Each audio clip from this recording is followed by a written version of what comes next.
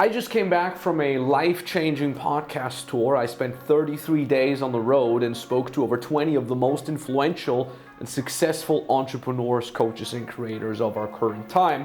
I will share the most impactful lessons I learned from talking to them on topics such as personal development, money making, marketing, leadership, and branding right here in this video. And on top of that, you'll discover what lessons I learned from observing how they work, how they interact with other people, and how they manipulate themselves to become the most motivated, driven, intelligent, and hardworking version of themselves. Now, most of these lessons people pay thousands of dollars for, so all I'm asking you is to pay attention, watch till the end because they're getting progressively better, and implement them. So if you're someone who's into personal growth, wealth building, really building yourself the good life with everything that entails, this video is for you. I started my podcast tour in Portugal where I met my good friend Adolfo Pereira. And what I learned from him was the 3-second rule. If you've been following me since my first business, maybe you're familiar with that 3-second rule. It's basically whenever you're in a situation where you could hestate, give yourself 3 seconds, and within these 3 seconds, you need to take action. So Adolfo, being a young fella, a young good-looking fella that's also making a lot of money, he applies this rule both with girls. Whenever he sees someone pretty, he just runs up to them within 3 seconds and starts talking to them, and it works like a charm for him. But he also, interestingly enough, applies this rule when it comes to shooting content. You see, every time I would walk somewhere with him and he would see an opportunity or he would get an idea of shooting an Instagram reel, he would pop out his camera, mic up, and start shooting. That was interesting for me because I'm more like it's not the scheduled time for the shooting right now, and neither it was for him, but he just did it anyways. So the big lesson here for you is a lot of times it's about speed of implementation, and maybe the moment isn't perfect right now to shoot something, but put the damn idea to paper and just ship the damn thing. Even if it takes you multiple attempts, and even if it's not perfect, go out there and post. And then actually we traveled from Porto to Barcelona to go to the Cope Card Creator event in Spain, but because our flight was canceled last minute, we couldn't make it. We had to rent a car, drive to Lisbon to fly from there, and then we literally arrived as the whole event was closing, and I promised a lot of people that I'd be there. So the big lesson there for us and for you is minimize the emotional impact failure has on you. Take mitigating action if you can, like we did. We rented a car, drove to another place, another airport, and then admit defeat if there is one, like we did. We arrived, party was over, and then just keep moving. Instead of dwelling on it, keep moving. Next thing. Ideally, you have a life that is so busy, so full of opportunities that you've created for yourself that it doesn't matter if you miss one, right? Now, we flew on to Marbella, and in Marbella, we met someone very interesting. We met no other than Luke Barnett. Luke Barnett is a former UFC fighter and now slowly becoming one of the most influential people in the whole manosphere type of industry, and he's an amazing guy to talk to, and he said something very interesting. Pay attention. He said, Max, most people want to be complacent. They want to be slaves. And if you don't want to be one of them, if you don't want to end up as a slave, you gotta choose not to want that. So he's specifically talking to you about wanting more out of life. It's a deeply ingrained need that you need to cultivate within yourself that makes you really get out there and get what you want, as opposed to giving in to the pressure of just taking mediocrity and running with that. You know what I mean? It's the whole idea of like, even though everybody around you might tell you that it's totally fine to have mediocre goals and a mediocre life, and even though that's kind of like the message that is being sent to the young folks out there right now, whether you're a young man or a young woman watching this, even though that happens, you need to cultivate a need to want more, to want everything. To want anything in your life that you could potentially get. So think bigger. That was a very interesting thing that I learned from Luke. Now, interestingly enough, after I met Luke, I met someone that was quite different in his personality, and that was Rob Lipset, who I've been in touch with for years already. I never got to meet him in person. We finally made it happen in Marbella. What he said really resonated with me because he put something into words that I've been dwelling on in my mind, but I never could put it into words. So pay attention. This is the key when it comes to the perfect balance of arrogance and humility. He said everybody he's ever talked to, and I agree with that, has always had extreme arrogance and narcissism when it came to their goals. And so did he. He said, Max, I always thought that I deserve only the best, that I want everything out of life. I want the perfect wife, the perfect business, the perfect body, the perfect lifestyle setup, and I set out to get that. But simultaneously, Max, I also had the most extreme humility that there was. I constantly think I'm not good enough. I constantly think I need to work harder and really put myself out there, so I deserve all these things. And that might sound to you like a contradiction. Like on one hand, you have the arrogance, on one hand, you have the humility that you're nothing, but it's not. It's a concept like yin and yang. It's something that completes the other side each. You know what I mean? And this is kind of like a mindset that I've always had too. I was always extremely I was never willing to take no for an answer. I was never willing to compromise. I was never willing to settle for anything less than the perfect goal that I set myself. But at the same time, I would always approach it with extreme humility and saying everybody else is better than me and I got to put in the work. And that juxtaposition of these two extreme concepts is going to get you a lot of great results in life, whether that's in dating, in sports, in business, whatsoever. Now, funny enough, I get off the podcast with Rob Lipset. Then I meet my good friend Sterling Cooper, who was already on the Max Tornow podcast, and he's an ex-adult TV star, adult movie. He's a very, very big influencer nowadays in, sex coaching. There's no other way to say that. And he's an overall very interesting personality. He's very out there, very provocative. And what I loved about him, and that was a big lesson for you to share here, is he gets invited to my podcast. We speak for about 2-3 hours. And then as we finish, he just pulls out his phone and he starts giving me all these phone numbers of insanely big influencers and content creators. And he says, you know what? You know Justin Waller? You should reach out to him. You know what? I'll connect you with him. Oh, you know the guys from Fresh and Fit? You know what? Let me DM them as well. They should have you on as well. I didn't ask him for that. He just started providing value out of nowhere. And this is something that Sterling does super well, and this is something you need to implement as well. Just give without expecting anything back. He could have said, well, Max, I'll be on your podcast, or you know what, let me be on your podcast and you promote my stuff, and in exchange, I'll introduce you to these people. He didn't think like that. He didn't think in terms of transactional. He thought about it as, I'll just give you value out of nowhere, and I'll be super duper appreciated to him forever. And you know what, funny enough, because he connected me with all these people that then came on the Max Tornow podcast later on in that tour, I then connected him with a bunch of people that I knew he was gonna be super duper excited to meet, and now he's in touch with all these people. So always give and never expect anything back.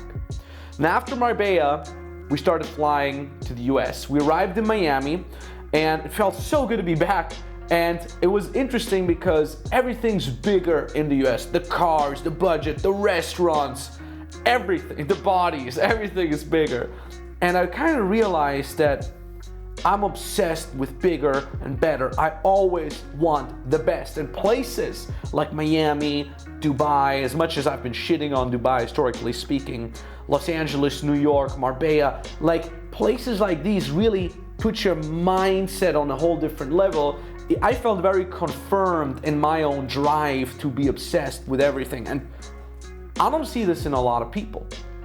I see a lot of people, their motivations are, well, you know, I want to have a decent life, I want to have this, I want to have that. And I kind of have phases where I slip into that. But more often than not, my goals are like the best watches, the best relationship with the best woman, which I now have for 8 years already. The best lifestyle, the best business, the best team, the best offer, the best marketing, the best branding, the best podcast, the fucking best at everything. And this is also an important lesson you will learn in a minute from now when we go to New York City. Just pay attention for that. But before we get into that, I actually met Darren Lee, now a pretty good friend of mine. And Darren Lee is famous for his podcast and his podcast offer. He teaches business owners how to run a podcast, and he also does it for them. And he's really an interesting personality because he climbed to the top of his own game, not by being a know-it-all, but he committed to the idea of perpetual learning. So you really want to go from a know-it-all to a learn-it-all. And Darren Lee's someone who really embodies that. He just talks to the most famous creators, the best people that he can find, and he just acts like an empty vessel, and he soaks up all the lessons from them. And it brought him to where he is right now, and he's making a ton of money literally traveling the world, just speaking to people and getting paid for that on his podcast. It's amazing.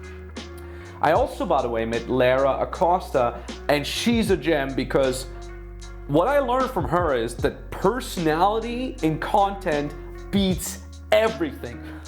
This woman is such a personality-driven power of nature, and also her brand is so arrogant, yet so, you cannot resist. It's irresistible. The stuff she writes, you're just like, fuck, I kind of want to hate her because she's so arrogant, but she's so amazing and so funny, and her words make so much sense. And that really makes me realize, this is the important lesson for you here, you're a brand of one. Stop trying to copy what works. And I'm a fan of copying what works, but eventually you should not be afraid of showing your own personality within that, adding that extra little spice of you in there. So when it comes to content creation, I recommend you model what works at first until you find your own voice. And funny enough, what you'll see is a lot of people will end up modeling you. That happened so many times for my own content, but it always only happened whenever I started adding my own personality to it. And that's a big important lesson I learned from Lara Acosta again. And funny enough, many of these lessons that you hear me talk about here are lessons that I already was aware of, but they really just got ingrained through repetition. This is another key point for you. You can write this down. A lot of times it's not about learning something new. It's about remembering and really ingraining certain lessons over and over again until they become a habit. Now from Miami, I almost forgot the city. From Miami, we flew to Los Angeles, and I've been in Los Angeles many times. That's kind of like where one of my journeys really started back in the days when I was an unpaid assistant for Owen Cook, when I worked for 12 months unpaid entirely for free just to learn. And then coming back to LA over and over again really changed my perspective as well, because we often don't realize how far we've come because we never stop to check out the view. Maybe you can resonate with that. Maybe you're so driven that you always have the goal in mind, right? You're staring up at the peak that you want to ascend, and you look at the peak and you look at the peak, and next obstacle. Sometimes you forget to just hold on a second and just look back and enjoy the view and see how far you've really come, because you need to put things into perspective as well. And I'm extremely harsh on myself when it gets to working hard and achieving the best of the best, that I sometimes miss just patting myself on the shoulder and be like, okay, Max, hey, hold on a second, you're doing pretty fucking well, okay? You've been crushing it. So going back to LA and kind of seeing, hey, I'm not the broke assistant that I used to be. I'm making money, I got a brand, got a crazy team, got all these clients I've helped with. It really put things into perspective. So I hope you can do that too. And then I met one of the most influential people I have ever met in my entire life, and that's Marcel Klein. So Marcel Klein is a hypnotist. In fact, you see him talk a lot about, he says he's the best hypnotist in the world. Now, I'm not a hypnotist ranking expert, but he for sure is really damn fucking good at what he does. And the craziest lesson I learned from him is simple, yet extremely effective, and that is confidence is everything. What this guy does is he speaks with so much conviction, with so much self-belief, that he, number one, probably hypnotized himself into talking that way, and he's kind of almost like hypnotizing everyone around him, even when he just speaks to them normally. He speaks with such conviction. Like, I was driving on the side with him, I was sitting on the passenger seat in one of his Porsche GT3s, and he's just like, don't worry, I'm the best racer there is. And I'm like, no, you're not. Like logically, you're not the best Porsche racer there is. There's probably like crazy people. But I'm like, he speaks with so much confidence, like, you gotta be like that. And we were just racing around the mountains in Los Angeles, or the hills, however you want to call it. And that was insane. And I didn't feel scared at all, even though he was driving like a mad lad. But because he spoke with so much confidence, I'm like, hey, yeah, I just kind of got to believe what he says. And that's really funny. We humans, like Luke Barnett said, we love to follow. Every single person on earth is just looking for that one guy, that one girl who knows what they're talking about, who seems really confident in what they do, so we can rest and be sheep. We all have that sheep side in me. So Marcel got that sheep side out of me because I'm like, well, he seems pretty confident, I'm just gonna lean back. And funny enough, Marcel even talks about he hypnotizes himself all the time. He records his own hypnosis sessions and he listens to them themselves. In fact, apparently he hypnotized himself to write an entire book in like a day or two. Absolutely insane. Absolutely insane. Now, interesting enough, I actually met one of my very, very first mentors and was a very emotional moment for me personally. I reunited with Owen Cook. He's the guy who hired me as an unpaid assistant many, many years ago, and he's been, one of the biggest driving forces behind my very first business in the dating advice and personal development niche that made me my first million at age 26 back in 2016. And I hadn't spoken to him for quite a long time actually. And he's busy, I'm busy, I didn't want to bother him. And then I met him at Ty Lopez's party and I walked up to him and it was so funny because I'm like, hey, just want to say hi, man, good to see you again, dude. And he was talking to a girl and I'm like, don't want to interrupt. He's like, no, come sit down. And we had a long chat and we talked about all kinds of random things, life, how my life's been going, how his has been going. We've just been kind of catching up. And the most important lesson I learned from him, not necessarily from that conversation, but in general was pay attention now. This is really, really crucial here for you for interpersonal relationships. He said, the two hardest things to say are I'm sorry and thank you. That's very interesting of a concept. Maybe you've hurt someone in the past. Whether that is deliberate or not deliberate, go say sorry to them. It comes a long way. And I know it's hard to admit. And by that I mean it's hard to actually admit, hey, I actually fucked up. I'm not saying the words I'm sorry without meaning them are hard to say. They're easy to say. But it's hard to actually mean that. And it also takes a lot of courage and strength for someone to admit that and openly walk up to another person and say, hey, I was wrong, my apologies, I am sorry. And at the same time, really thanking someone and giving them props where props is due goes a long way too. That's why I try to never miss an opportunity here in my content to say thank you and to give props to Owen and everybody else in RSD that really helped me to get to where I am right now, because they fucking deserve it. I did a lot of that work myself, no doubt, but at the same time, I couldn't have done it without them. That simple. Interesting enough, from that I had a very random lesson that I still want to share with you because I think it's important if you're into a healthy lifestyle. When you're on tour, it's super easy to slack off on your macros, on your exercise goals, just eat the burger, eat some shitty food at the airport. So I knew that was gonna happen.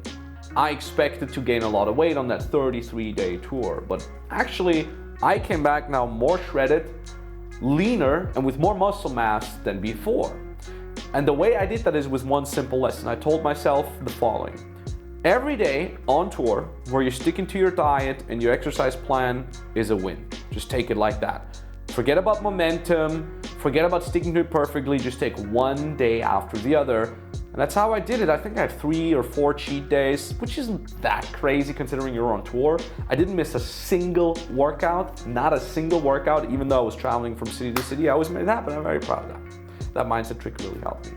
Anyways, from Los Angeles, we started flying to Scottsdale. In Scottsdale, I was there for like 17 hours and I talked to Bridger Rogers, who's a really cool guy. I really gotta say, he doesn't have the biggest brand yet, but I'm 100% certain he will. And in fact, the way he got me on his podcast and got himself on my podcast was, I also met him at Ty's party in Los Angeles before that, and he just came up and he just started sharing good vibes, and I was like, who the fuck is this guy? Why is he so kind and so funny? And I'm like, I almost felt like gamed. I'm like, damn, this is what a girl must feel like when a guy that's charismatic talks to her. And I'm like, this guy's so much fun. And he's like, oh, you should be on podcast, let's go to the podcast. And I'm like, I don't know, I'm super busy. I don't have, I've got it all scheduled already. I don't have a lot of time to just spontaneously add someone in. No, podcast. Oh, you're in Scottsdale. Let's do it, buddy. And he was just always so damn positive. I'm like, okay, fuck it, let's do it. So look, if you have nothing to give good vibes. If you don't have the biggest brand, if you're not making the most money, if you're not the most experienced, give good fucking vibes. You'd be surprised how rare that is, especially for someone that is ahead of you in certain aspects. They'll always be lacking good vibes, I'll tell you that. And Bridger Rogers really re-taught me that lesson, so shout out to him. Then I also met Cole Gordon, and we've been working with Cole Gordon for quite a while. He's an absolute top G when it comes to sales recruiting, sales training, and sales itself. And I had him on the podcast, and this guy just shows up in a purple Lamborghini Urus. And I'm like, that's a random car for someone like you. Like, it didn't fit. It's like too flashy. And he's like, oh yeah, I don't know. Look, I'm gonna be honest with you. I know nothing about cars.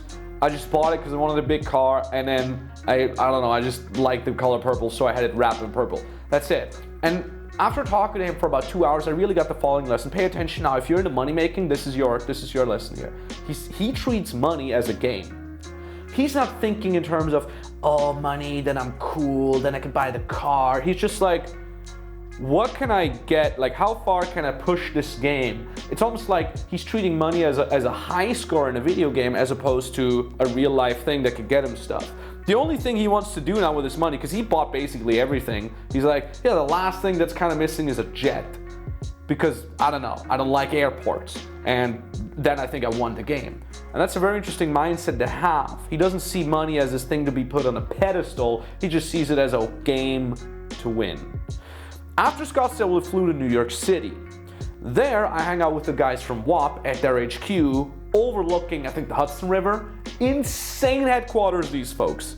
Insane. They got over 70 full-time employees by the time we're recording. I'm sure in the next month or two, they're gonna amp that up to 100, at least that was what the plan is.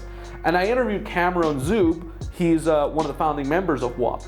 And those guys are young and so fucking crushing it in their niche, and they're making so much fucking money, it's insane. I mean, just looking at their office, I was so mind blown, and they're way younger than me. And when he says, this is the craziest lesson in terms of goal setting, he says, don't set any goal. Don't set any fucking goal, unless it's the biggest thing imaginable that you could actually reach. So for them, their goal with WAP is not to make 100 million. It's not to have like certain KPIs. I mean, they're using KPIs, but it's not their goal. Their goal is to just become the biggest app platform in the entire world. That's it. And that really kind of blew my mind. He says, any goal that you set yourself restricts you. So just set the biggest imaginable goal that you have and just go crush it with that. And then seeing their headquarters and all these young people all being 100% bought into their message, to their culture, it was insane. And that made me realize, pay attention now, if you have a team, if you make money with profit shares, collaborations, pay attention. This is the biggest lesson that I've learned in this regard. He says, align all incentives and it practically grows itself. Meaning, he wants to make his clients more money because their deal is always set up in a way so they always will win from that. So goals are aligned. Client wants to make more money, they want the client to make more money, everybody makes more money. But then they also say, when we over-deliver to the client and make them more money, that client then refers us to more clients. And it's their incentive that they refer us to more clients because they get a percentage of that. So their incentive is now aligned to get us more clients as well, and we make those clients rich, and so on and so forth. So I'm not saying you gotta do profit share everything, but I'm saying whatever your business or life setup is, make sure you surround yourself with staff, with people, with partners whose incentives align as much as humanly possible with yours. Craziest thing though, from all this money-making lessons, I got a really emotional, personal lesson. We flew to Austin and I reunited with Mikhail Kuznetsov, a very good friend of mine that I know from back in the RSD days. And what I really realized, I flew to Austin also because I wanted to meet him. Not mainly, but one of the main reasons was because I wanted to meet with him. And him and I, we've been in touch for many years now. We always try to meet up whenever we're in the same continent. And that really made me realize friendships need to be maintained with effort. They don't just maintain themselves. And this is a lesson close to my heart. I'm now 34 years old. A lot of my old friends from schools, I haven't met anymore. I'm not in contact with anymore. I don't have their phone numbers. It's not like these friendships just maintain themselves. You have to put effort in it, and it's always worth it. So if you're in the same city as your buddy, or your buddy happens to be around, go fucking meet him. Even if it's inconvenient, even though if you're busy, even though if they're busy, go invite them for a fucking coffee. Invite them out for dinner. Go meet them. Start a podcast and have them on the podcast. That's what I did too. It feels so good in your heart, and it also makes you feel less alone on your journey of conquering and crushing, because you know, like, you got friends that go back with you for many years, and that's a good pillar of stability. Interestingly enough, I had another very important personal lesson, and that is remember the off times. Remember to take time off, especially on tour. It's so easy to just keep pushing and just neglect everything. But Mikhail invited me to this random techno dance event thingy, and I'm not into techno at all. I like heavy metal. But that recharged me more than staying at home that I would have expected, because I'm a super huge introvert. I was really just looking to stay at home and get some sleep, but going to this random techno event really made me realize, like, sometimes you just gotta put yourself out of your routine in order to understand, hey, there's a life out there other than just crushing and pushing and get the next thing. So that was important. Funny enough, what I learned next kind of worried me. It kind of tore me down a little bit before building it back up, and that was talking to Adam Lyons. Now, Adam Lyons is an entrepreneur and a consultant. He's a crisis consultant, among many other things. And what I learned from him was interesting. He says, when you're looking at a corporation, at a setup, at a relationship, at a team, at anything, identify what the weakest link is and prepare for the worst. And that's what he's been doing. Companies pay millions of dollars, so he comes in to identify the weakest link in any given procedure or team, and then he prepares for the worst. Like, what can happen in the worst case scenario for that weakest link, and what will be the repercussions for the entire system. So his entire life is based on where's the weakest link, and how can I prepare for the worst, and how can I fix it before it fucking happens.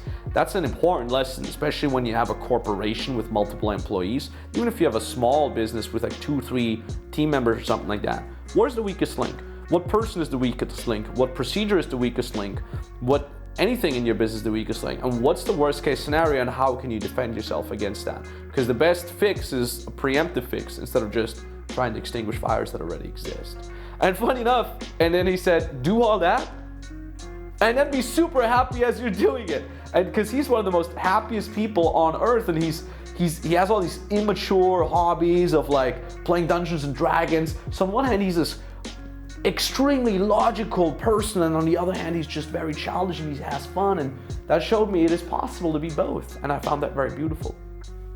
Then I got my mind blown even further. I think those two conversations I had with Adam Lyons and the next guy were amongst the most worrisome conversations. I spoke to Dr. Chris Deagle, and he's an AI expert. In fact, he launched chiefaiofficer.com, I think it is. And it's interesting, what I learned from him is AI. Like AI right now, like focus and quadruple your efforts on the fucking AI. It's not a fad. And no, you don't need technical expertise for that at all. That really made me pay attention to what's going on right now, because after NFTs, that was completely just a fad, and after all these trends, I was like, yeah, it's just another trend. But then I'm like, no, AI is too much practical value. AI is not like an NFT. It's just way too practical, and it saves people way too much time. It's not a fad. It's only going to be more AI centered. So if I don't hop on this train now and become familiar with it and what it does and how to speak to it and how to leverage it and the opportunities and staying in the loop, I'm going to miss that fucking train.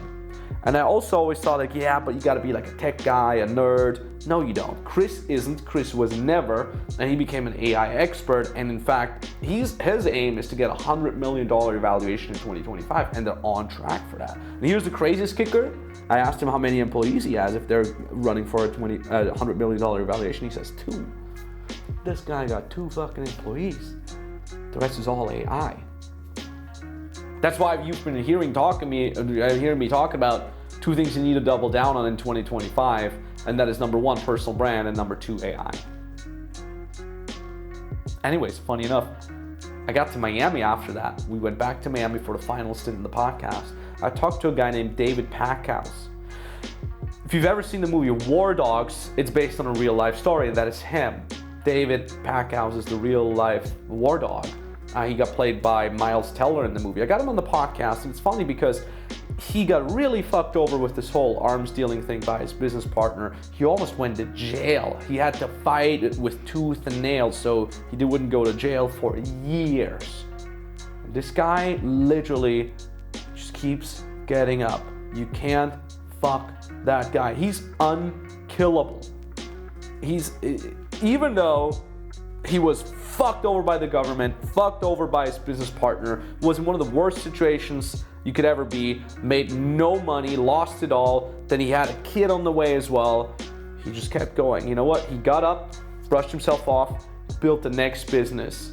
And it's insane. This guy now built, I think, $2 million businesses, or even 3 after that. He was telling the whole story on the Max Tornow podcast. I don't want to go into detail here, but his character trait of just never giving up and just always getting up after being punched in the face and knocked the fuck out is commendable. In German, we have this word called Stehaufmännchen, which is this, like, if you've ever seen these toys, like, you can kick them or punch them and they would fall, but they would always get back up automatically. You know, these like little toys that always get back up? That's him.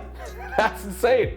And funny enough, then I talked to a guy named Eli Wild. And this guy is one of the top salespeople for Tony Robbins. In fact, he also helped Alex Ramosi with sales the other day, and he was on my podcast. And what I learned from him was you can talk yourself into anything. As long as you build charisma, nothing is out of reach. His entire story where he just walked up to the head of sales of Tony Robbins saying, I want to work for you guys, I want to sell for you guys.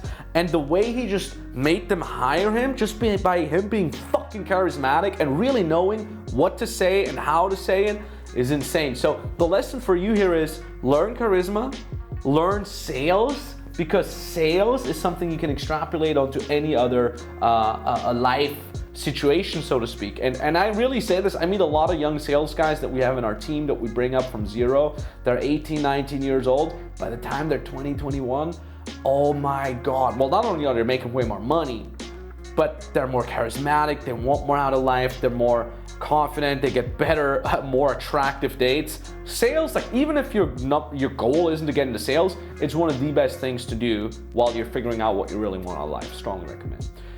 Then someone completely controversial got on my podcast. It was Elliot Hulse.